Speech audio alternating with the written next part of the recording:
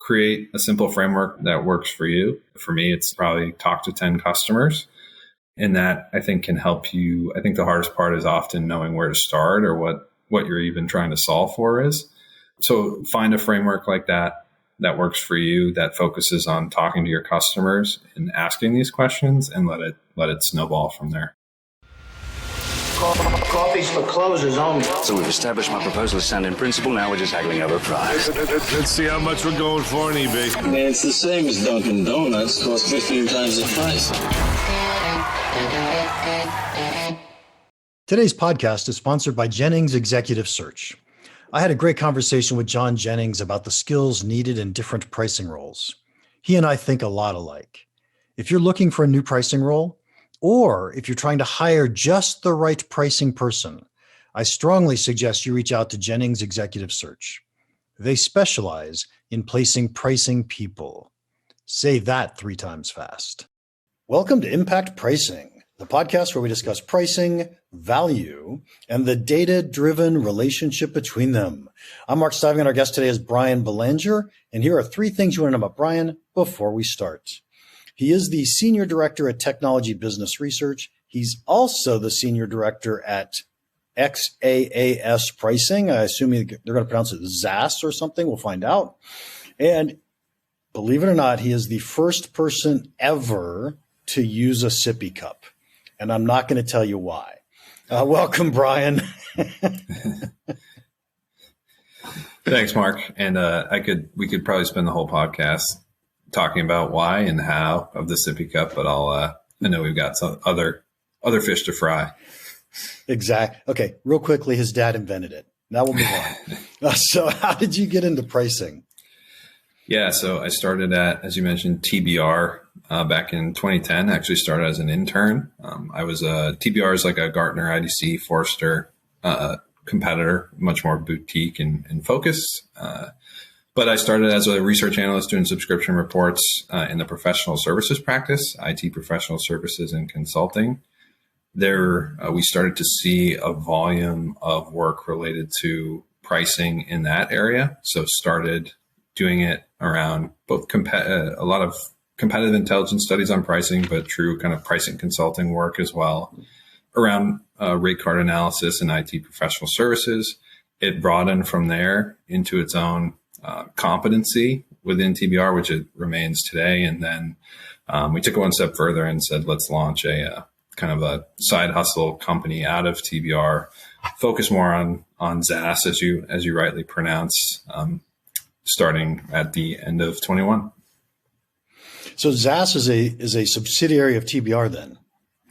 It is. So it's a kind of a DBA entity out of TBR.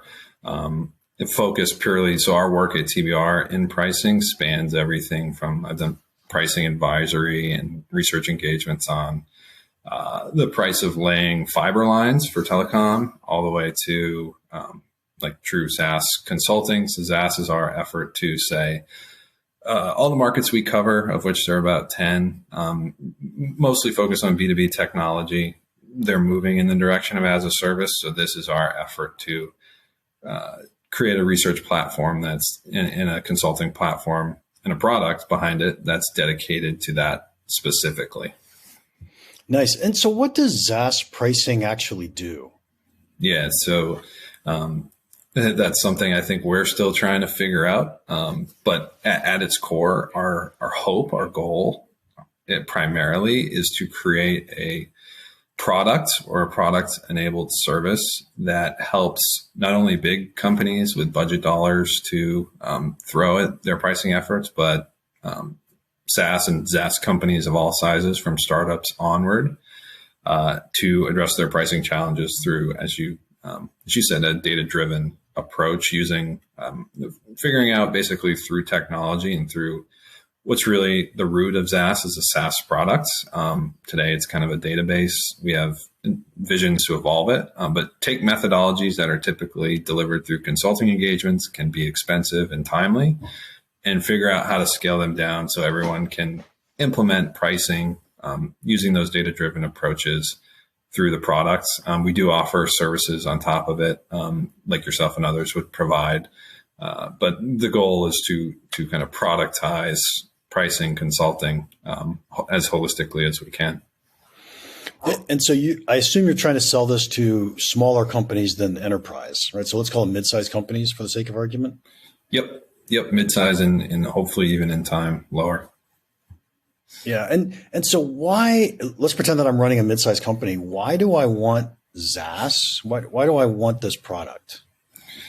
Yeah. So I think the problems we've seen with, and don't get me wrong, we continue to do a lot of pricing advisory work and do it successfully.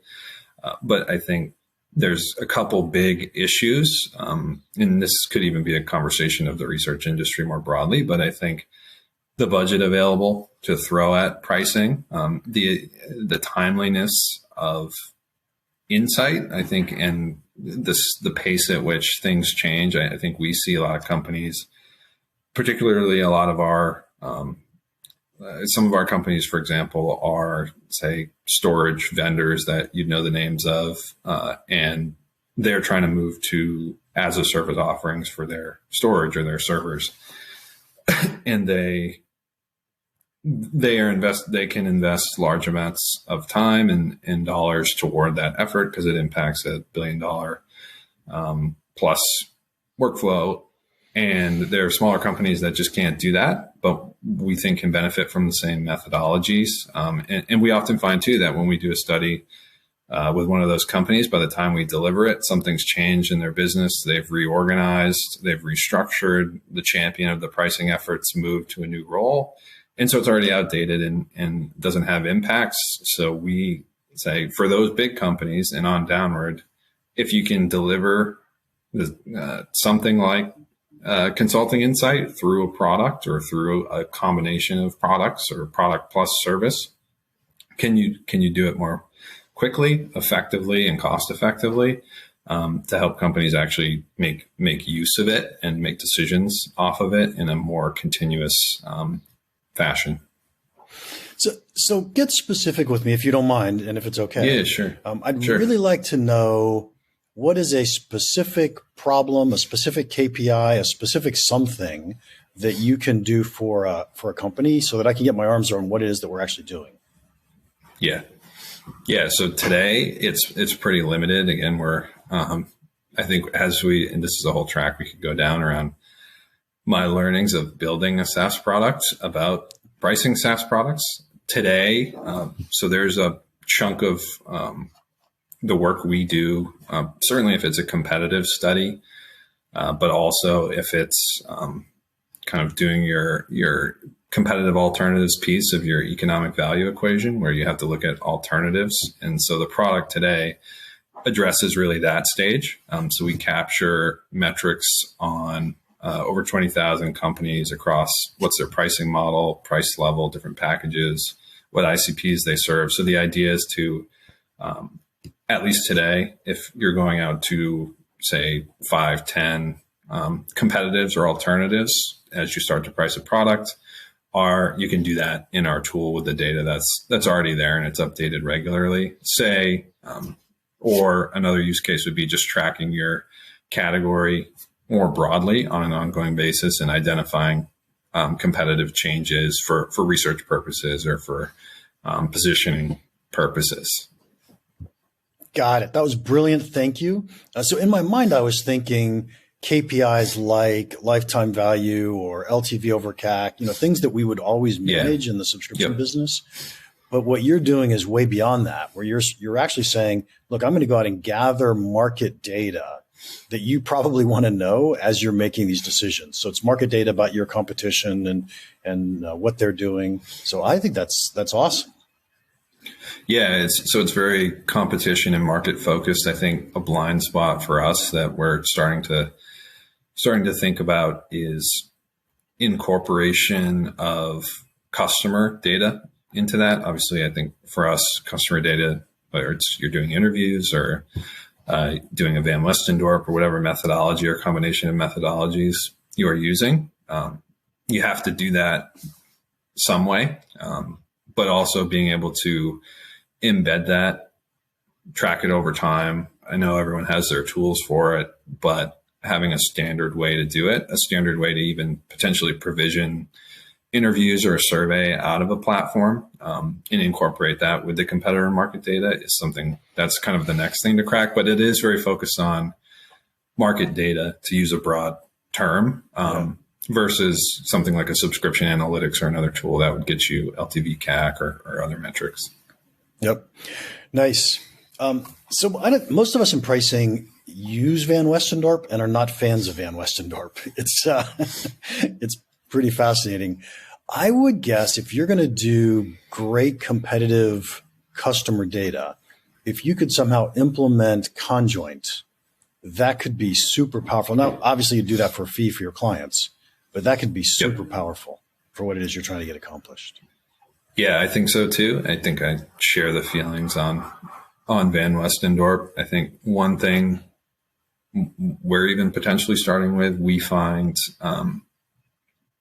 it potentially because as I mentioned, we're trying to think about what's the MVP for this for mid-size or smaller, and how do you make that both cost effective for them and scalable. And I think we've found, like, we're doing a project right now where just even talking to, doing qualitative interviews with 10 or 15 of their customers in a structured way and asking the right questions about value and pricing hasn't been done. And if a tool could help structure, manage, incentivize the customer to do that, whether it's working with us or having a champion to do that on their own, like even something like that is a place to start, I think, especially when you get down market.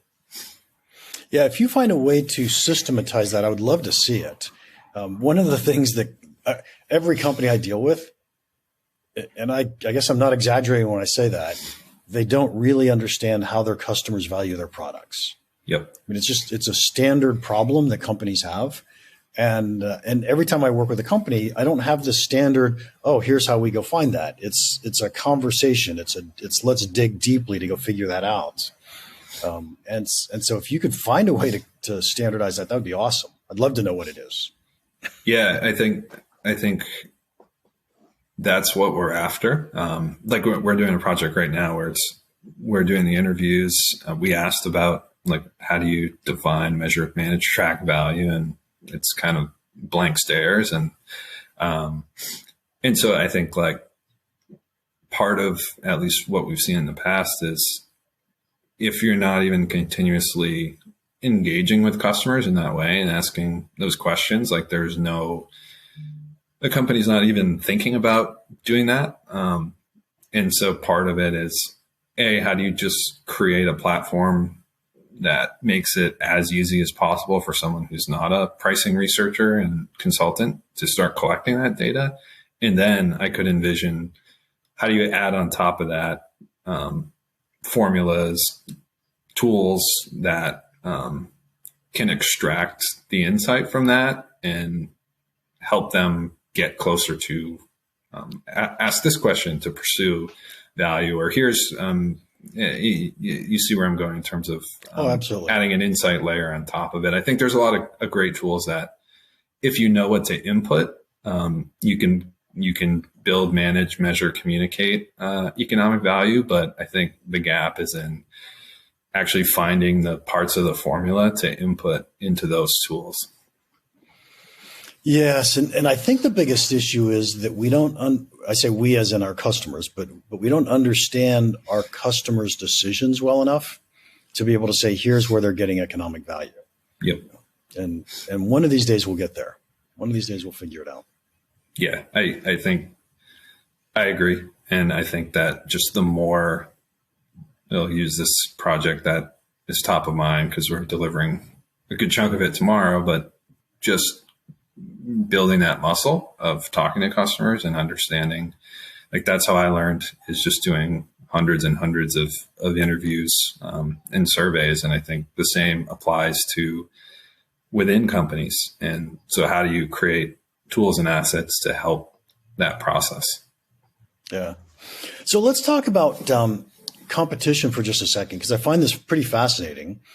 In the retail world, it is relatively common for one manufacturer to track prices of their competitors. They can do this with web scraping. They can do this with reports. And so they're watching competitive price moves constantly. When we get to B2B, and especially when we get to SaaS, I get the feeling that people aren't looking at their competitors' prices. And well, let me just pause at that and let you pontificate, and then I'll bring up something else if it's appropriate. Yeah, I think what we see B2B tech broadly, I think I'll call it legacy or established industries. Like I mentioned, we serve professional services, consultancy. We do a lot of pricing work in telecom. I think there's a deep focus, and probably methodology wise, it's largely competitive driven. I think the mechanisms through which they collect data are, there's a project, we figured out what we need to know for the next 3 years, and then we'll come back to you in another 3 years and do it again. And in between, we'll kind of reset prices, and then it's negotiating large enterprise contracts.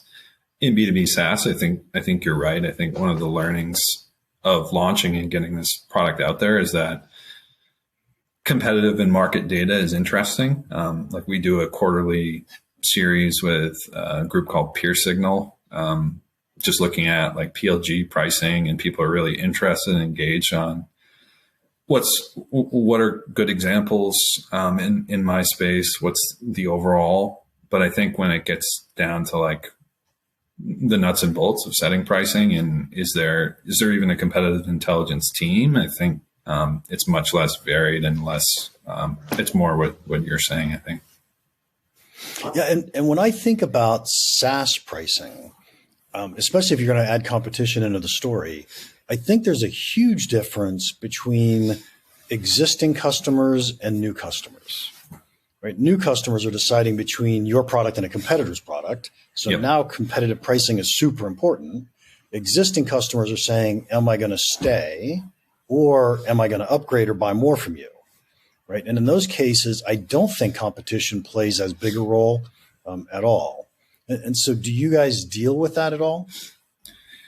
Yeah, we definitely do. I think this is one thing I come back to is like, there's so many different problem entry points and like project entry points in pricing. And if the issue is we're not attracting enough new customers and pricing is an issue, then I think it tends to tip us much more towards like, is there a competitive situation where it's like, if we're not achieving upsell, there's retention. I think it's much more, we spend much less time on the competition. And I think it's also dependent on like where the company is. I think if they starting from scratch, open canvas, what do we do with pricing? We see a lot, like we looked at competitors in the space or proxies who kind of do what we do and started there. Or if it's someone who's been in market, it's much more like the project we're doing now. They've been in market, I think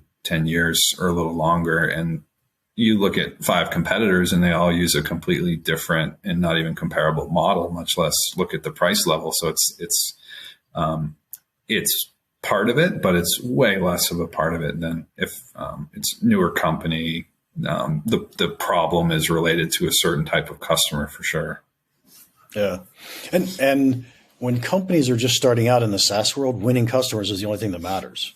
Right. And keeping them matters too, but winning them is really important at that point. Yep. Cool. And so one of the things that we hear a lot about is usage-based pricing. And there are all these different pricing models that come out nowadays. I'll just pause. What are your thoughts on usage-based pricing? How does that fit into what you guys are doing? Yeah, so I think I did a presentation all about kind of usage-based pricing at RevOps Squared's Metrics Palooza, and I think we haven't seen much to change our opinion. I think anyone can look at big macro picture, the stuff OpenView's putting out, others are putting out, and say it's the general trajectory of the industry, and it works really well for the case studies where we hear about how much they're growing and activating users and their net dollar retention. I think, and our data reflects, and it's been a focus area of our benchmark, is most of the industry is better served and just purely by the data, factually approaching it much more with kind of a middle ground model, where things still look like subscription, but you're introducing usage into being more intentional about how you introduce usage limits into packaging, how you tier the product out. And so I think directional trend of the industry, it's hard to ignore what you see in the survey data from OpenView and others, but I think it's like anything, the nuance gets a little bit lost if you don't kind of break it down into exactly what we're talking about. And I think the instances of true usage-based pricing are still edge cases, and most are just thinking about usage as a way to fence and package offerings more so than they are actually pricing based on usage. Yeah, I think that's a brilliant answer, by the way. And the part that I like the best, and I hadn't stopped to think about this, is usage-based pricing works really well for the companies where they show us that usage-based pricing worked really well. Yeah, right. And it doesn't mean that it works really well everywhere. And I think we have this tendency in business and in pricing to say, oh, here's the new trend. Let's all go run that way. And yeah, that's a great trend for some companies. Right. But it doesn't fit everyone. So yeah, I think it's easy to, if where you focus is saying we should think about how our product is used and align that to our consideration of value and by extension pricing, I think that's a good thing. I think to say, oh no, we're pricing based on seats and seats is bad and therefore we need a usage model, I think is kind of the knee jerk that we're trying to at least say, like, no, look at the data. It's not, we have a study, what's today, Wednesday, coming out tomorrow with Pure Signal, looking at product-led growth companies' pricing models. And the data shows that I think 80% have some variant of a seat-based model, or they're not. Point being, it's just not as usage-based as kind of the flashy case studies that the Snowflake, whatever else would tell you. Right. And if you think about it, if you really go pure usage-based, it's no longer a subscription. Right. Yeah, we're working with a company now who started as true usage, really outcome-based, kind of a payments and taking a percentage of transaction model. And they're actually going the other way or thinking about going the other way because of the benefits of subscription. So you've got to, I think that's why everyone lands in the middle ground of set usage caps on our plans, but it's still a subscription. There's still some type of commitment. It's because they are in the middle ground, and it makes more sense than jumping into usage based. Nice. Well, you brought up the phrase product-led growth, and that's another one of those that I hear a lot, that it's like, this is the new business strategy. We all have to go do product-led growth. And I think we're back to the same issue that says, for some companies, that makes a ton of sense.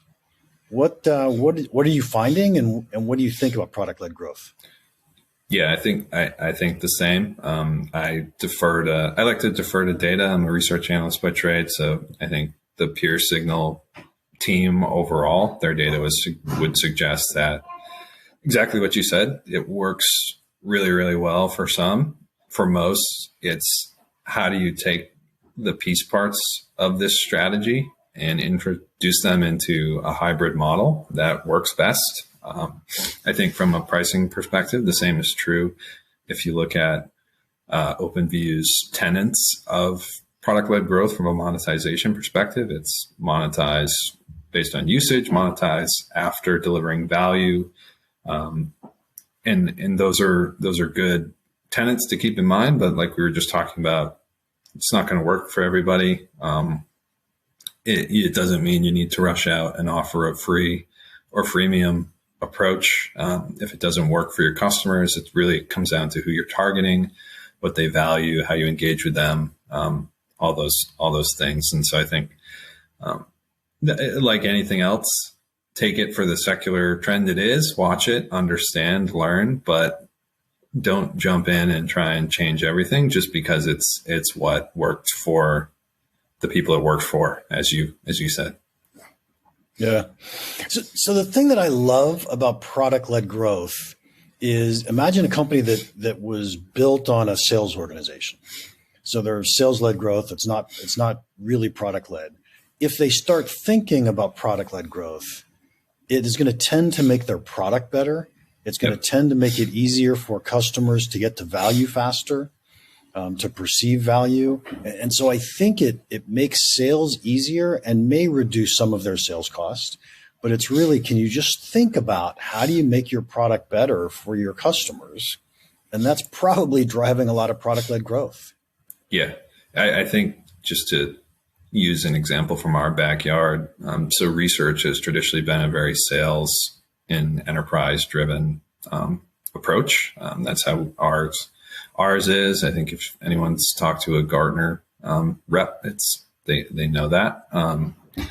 But I think if you think about product-led growth and what it means, it's what you said. It's how do you make it better? But also for us, it's been how do we think about that? How do we open up our product to different purchasing avenues and different customers based on what we're learning? So, for example, does every company, do we need to sell at an enterprise level so they get enterprise access to our research, or can we sell like Ben Thompson with Stratechery and selling $3 million worth of newsletters doing what industry analysts do for $12 a month? Like, is there a way to package that way to the prosumer? So I think I agree. It's how it forces you to think about your customer and the right vehicles to get to the right customers in a more effective way through your product.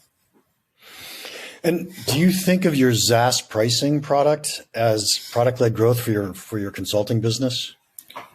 That's how I think where we've seen success is using it as that. And I've seen it even in our industry. Like if there's companies like Stig or Kana or others they sell pricing infrastructure products and tools, which is something I would boggle my mind to even figure out, but they're doing the same thing. They're launching pricing indices or other research-based tools that bring customers in or users in, and then there's a need for, we do want to change our pricing. We need the pricing page infrastructure to do it. For us, I think it's similar. It's platform for insights and research and delivering value that way. And then naturally, there's an opportunity to say, like, this is great data, but I need to make sense of it for me. You guys, can you help with services to do that? Yeah. Nice. Perfect. Hey, Bryan, we are wrapping up. So I've got to ask you the final question, if that's okay. Yeah. What is one piece of pricing advice you'd give our listeners that you think could have a big impact on their business? I think the one thing, I think we kind of talked about it, but I've always gotten the most value out of, I'll actually steal it from Marcos Rivera, who's a notable consultant in our world. And his version of it is the 5-4-3-2-1 framework. It's like, I think there's a lot of paralysis on getting started. What do we do? How do we approach it? His 5-4-3-2-1 is basically talk to 5 customers. I'm going to forget exactly what it is, but it's talk to 5 customers, talk to 3 reps, look at 2 years of sales data. And I forget what one is, and I may be getting it wrong, but basically create a simple framework like that works for you. For me, it's probably talk to 10 customers. And that I think can help you. I think the hardest part is often knowing where to start or what you're even trying to solve for is. So find a framework like that works for you, that focuses on talking to your customers and asking these questions, and let it snowball from there. Nice. So we can never go wrong talking to our customers and learning how they value our products. Yep. Never. So, yep. Bryan, thank you so much for your time today. If anybody wants to contact you, how can they do that? Yeah, LinkedIn.